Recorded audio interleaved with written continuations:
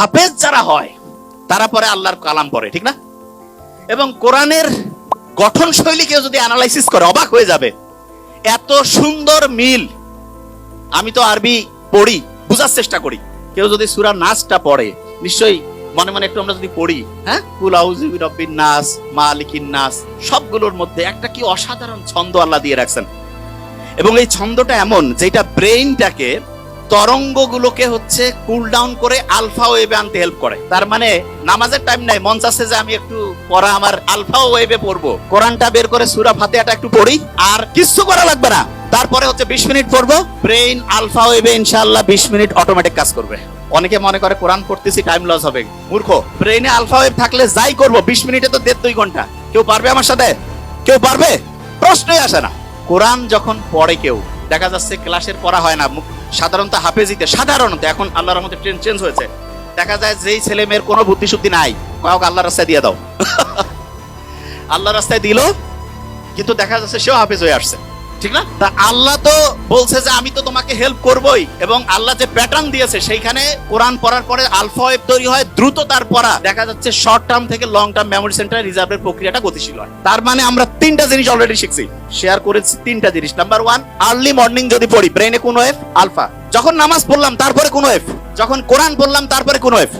Alpha. 3টা বুদ্ধি পেয়েছি। আচ্ছা, এখন একটা প্রশ্ন আসে, সেটি হচ্ছে অনেকেই বলে যে ভাই আমি তো নামাজ কালাম পড়ি, রোজা রাখি, সবই আছে, একটু ইসলামের বাইরে অন্য কোনো কিছু করি, তা কি এমন হবে?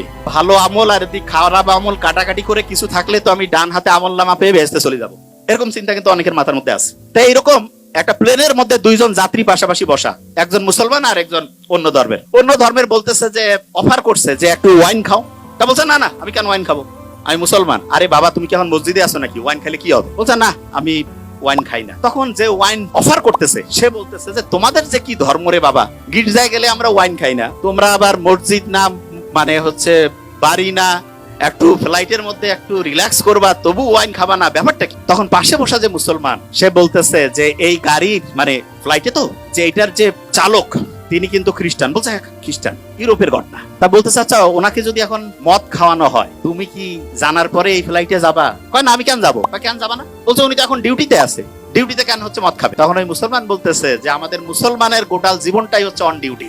অন ডিউটি, পড়া, বিয়া শাদী, কথা বলা, কথা শোনা, যা কিছু আছে অন ডিউটি। বিলিভ মি, এটাই সবচেয়ে সত্যি কথা। অনেকে আমরা মনে করি কি মসজিদের মধ্যে যাবো, ওই সময় আল্লাহ আল্লাহ করবো। আল্লাহ আল্লাহ তো অবশ্যই করবো, কিন্তু আল্লাহ প্র্যাকটিক্যাল জিনিসটা সবচেয়ে বেশি পছন্দ করেন, সবচাইতে বেশি পছন্দ করেন প্র্যাকটিক্যাল। এবং আল্লাহর কাছে যখন আমরা দোয়া করি রাব্বানা আতিনা ফিদ দুনিয়া, দুনিয়াও লাগবে আখিরাতও, হ্যাঁ, তবে দুনিয়া পাইতে গিয়ে যাতে আখিরাত ধ্বংস না করি, এটা খুব গুরুত্বপূর্ণ। নিশ্চয়ই বাদশা সোলাইমানের ঘটনা আমরা জানি। বাদশা সোলাইমান, ওনাকে একবারে এসে বলতেছে যে তুমি কি দুনিয়া চাও না আখিরাত চাও?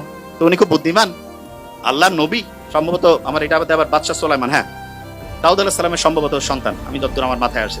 তা উনি বলতেছে বুদ্ধি করে চিন্তা করে যে না, আমি আখিরাত চাই। তা বললো তুমি আখিরাত চাও, দুনিয়া তোমার খুশি হয়ে দিয়ে দিল। তার মানে কেউ যদি আখিরাতে চিন্তা করে, অনেকে চিন্তা করে আখিরাতে চিন্তা করলে দুনিয়া ধ্বংস হয়ে যাবে, কমপ্লিটলি মিস্টেক।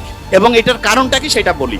অস্ট্রেলিয়ার একজন ডক্টর, নামটা এখন মাথায় নাই, আমরা কয়েকদিন আগে আমি ওনার আর্টিকেলটা পড়লাম, অ্যাবসলিউটলি 2 সপ্তাহ আগে, মুসলমান ডক্টর। উনি গাজায় গেছে, প্যালেস্টাইনের হচ্ছে যে ইয়া করছে, ওটাকে কি বলে, অপারেশন করছে। তা ইসরায়েল যে ভয়ঙ্কর ধ্বংসলীলা চালাইছে, অজ্ঞান করার যে জিনিসপত্র সেটাও নাই, অজ্ঞান করার জিনিসপত্র নাই।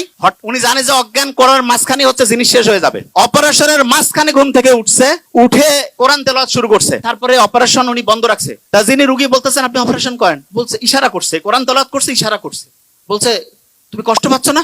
উনি কোরআন তেলাওয়াত করছেন, তখন ওই অপারেশনের পাশে যে আরেকজন আছে বলছে না, উনি কষ্ট পাচ্ছেন না। তা এই ঘটনাটা যখন শুনলাম তখন মনে হলো আল্লাহ যে বলছে যে কোরআন হচ্ছে শেফা, আমরা তো বিশ্বাস করি সত্যি টঙ্গর মগর বিশ্বাস, খোসর মসর, ওইরকম বিশ্বাস নাই হবে কিনা। এবং সত্যিকার অর্থে অ্যানেস্থেটিক, মানে অজ্ঞান করার যে জিনিসপত্র একটা নাই, কিন্তু আল্লাহর রহমতে সে কোরআন তেলাওয়াত করছে, কষ্ট পাচ্ছে না। ওই ঘটনাটা জানি তো, আলী রাদিয়াল্লাহু তাআলা আনহুর যে পায়ের মধ্যে তিল লাগছিল, নামাজের সময় বের করতে বলছে। আল্লাহ দেখাই দিচ্ছে। এখন কেউ যদি প্যালেস্টাইনের ঘটনাগুলো একটু অ্যানালাইসিস করে দেখবে আল্লাহ যে আছে, এবং কেউ যদি আল্লাহকে ওইভাবে মন থেকে চায় অবশ্যই পাবে। আচ্ছা, যে জায়গায় আমি শেষ করবো এখন,